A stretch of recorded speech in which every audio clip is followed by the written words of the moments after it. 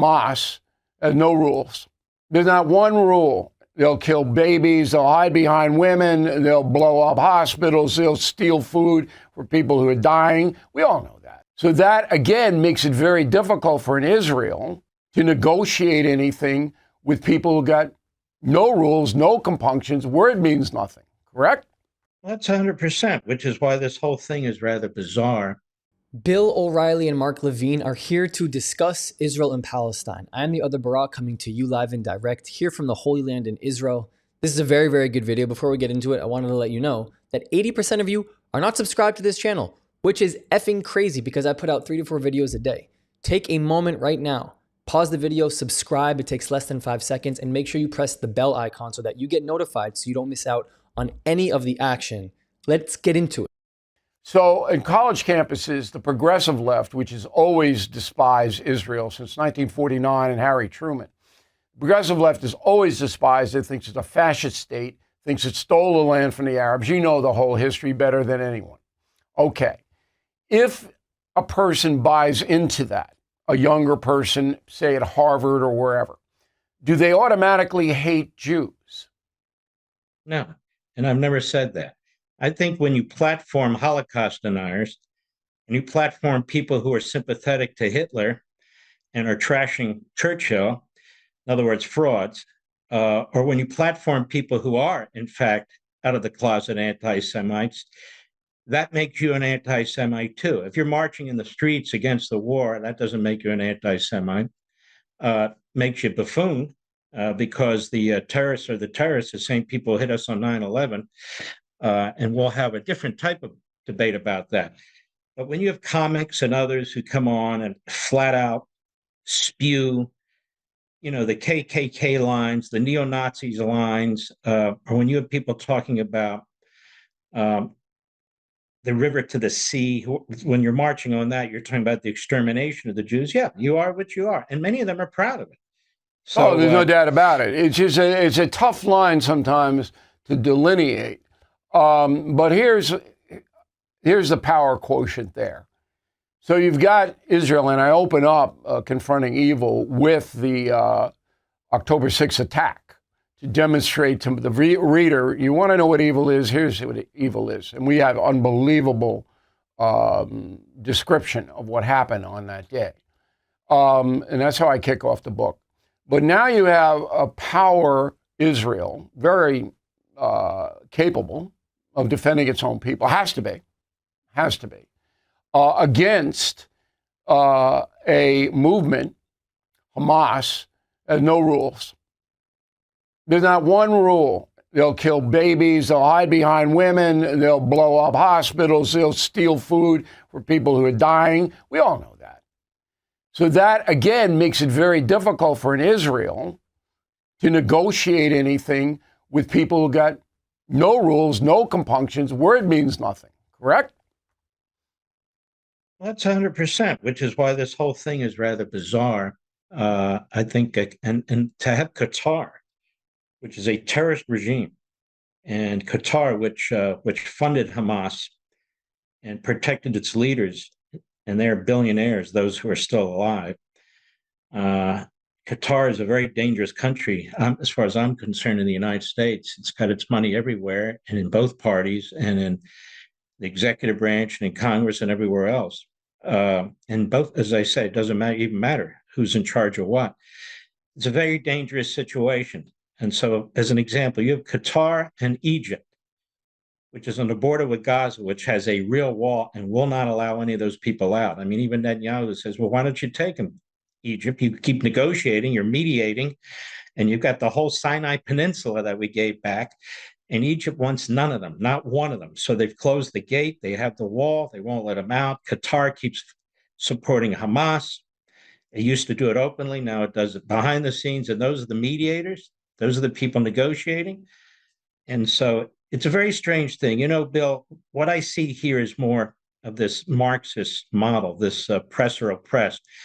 And the media in Europe and our country, and even some in Israel, have turned Israel into the oppressor. Why? Because Israel can actually defend itself now. Israel needs the equipment. It's a tiny country of 9 million people. It doesn't have massive industry, but it's got massive technological know-how. And it's got warriors who are willing to fight because they know the alternative is death.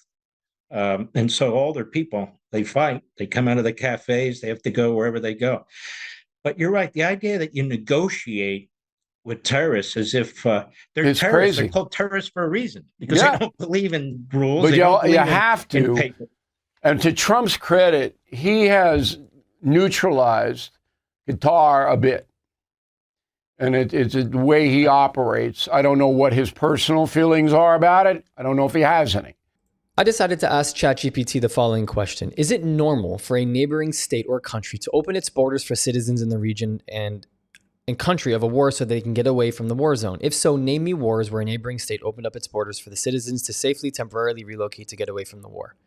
Yes, it's very common in wartime for neighboring countries to open up their borders to people fleeing the conflict, at least temporarily. The idea is to provide safe refuge until conditions improve or international solutions are found. This happened many times throughout history. Here are some examples. In World War II, Switzerland, Sweden, Spain, and Portugal, say that 10 times fast, opened their borders at different points for refugees, especially Jews fleeing Nazi persecution. We know this throughout Jewish history because the Jews who were escaping Europe in Nazi Germany needed a place towards mandatory Palestine. This is funny. You can't even call it Palestine.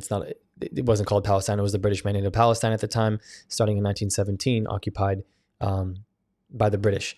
In the Rwandan genocide in the mid-90s, 2 million Rwandans fled into neighboring countries. And this is also a place in a region in Africa where people are killing each other. Yet they still had the ability to help citizens out in the area from escaping genocide, a real genocide, by the way. Even other places in the Middle East, we don't have to scroll through this entire list. The Syrian civil war, which is still actually present today, even though Syria is no longer under the Assad rule, there is still mass slaughterings for the Alawite Christian community, for the Druze community. We saw Israel let in Druze communities in northern Israel into southern Syria to go help with their Druze brothers and sisters. So I raise all of this because it's pretty standard protocol for a neighboring country to do this. Why are we not talking about the fact? I even struggle asking this question anymore because it's like people avoid it. People avoid talking about the elephant in the room, where Egypt has not allowed the Palestinians inside of the Gaza Strip safe refuge. I want to know why. Tell me why. Joe Rogan, tell me why. Dave Smith, tell me why. Candace Owens, tell me why. Why? It doesn't even make sense at this point. Israel can't let them in because after what they did on the 7th of October, they posed too big of a threat. By the way, if Egypt didn't share a border with the Gaza Strip, the argument's pretty valid, if you ask me. It's not valid because it doesn't take away the fact that Hamas is a terrorist organization, but it adds validity to their idea that Israel is the only variable in this conversation. They make it seem like Israel is the only variable in the conversation, and they're completely neglecting the fact that Egypt, their own Muslim brothers and sisters, talking to the Muslim community here. You speak to Egyptians, they don't want them in there. Speak to them. Speak to them on the internet. Ask the Egyptians what they think about Palestinians coming into their land. They want nothing to do with them, bro. You don't find that telling? You guys don't find that telling? God forbid we had to airlift Jews out of anywhere in the world right now. The first place they would take them back to is Israel. The first place. Safely. Why is that not happening right now? It's a really awkward question, isn't it? And no one seems to have an answer for it, do they? We'll keep searching. We'll keep seeking an answer. Sorry, it's getting late on my end here, so my processing system is starting to decrease. I'm also traveling very soon. But I'm after a very long week. We had a stream today when this was recorded on August 27th. So I just wanted to say thank you for everybody who's tuning in. Thank you for everybody's support. Thank you for the super chats. Thank you for helping contribute to this channel. Thank you for showing up. Thank you for liking. Thank you for subscribing. Thank you for commenting. Thank you for being here. I say it all the time. I need to continue to let you guys know this is a two-way street. And I need you guys as a community. I really need you guys as a community. We've seen earlier in some of the videos that I've covered how important it is for you guys to engage and share because you have no idea who it can impact. You really don't. It may not happen overnight, but you guys are doing your job. I promise. Here's a note from me. Here are 4 ways you can help us grow if you believe in our mission. On Buy Me a Coffee and PayPal, you can directly contribute to helping this message grow and reach more people across the world. If you want to join the inner circle, join our Patreon with different tiers, and of course, our Discord community, which is free with people from all across the world. The links to every single one are in the description. And last but not least, to the other Barak community, I love you. Ani ohev otchem. I'll see you guys next time.